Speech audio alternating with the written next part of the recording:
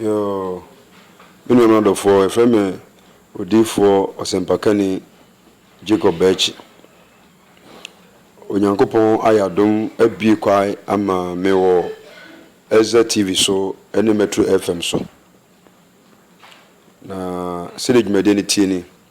Ifere nwumre bia no mekọ Ezra TV akọka nyame asem abono nwotwe akọbono nkono no.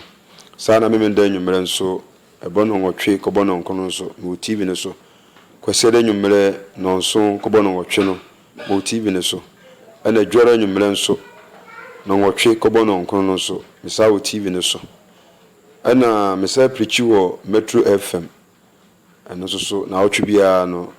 mekọ emprensa. Na dwumadie no yenkoso pa no na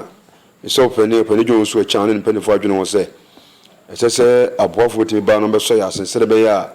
ebitimi ato asenka dwuma no so ewu TV no ene radio no so enti ya enhye e de aforo bi asi wa ye bebo ano na metu mensafre obia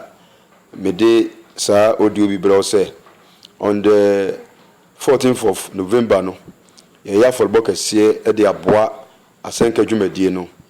na dwumadie we dwumadie sonko nti onipa biara abefiri wakomam ayiskara bebu bia no mo gide se Onyankopon so be hyirawo ando hwe bia nso nsa beka fi se hyase no wo mo a adika aboa no dodo no na enya dansidie e wo mo mbo Onyankopon adwuma no nti metumi nsa frɛ nipa nyina se eduru hɔ a umra na meboa ne enkoso anka nyamsem no so ka Job eti aduana ba ko chemudi ba ko no a ose ho ana ma Nyankopon biribi na manhye na namu de wosoro ne asase osu nyina e Nyankopon media adwuma nso a odi si ho ema Peter mo no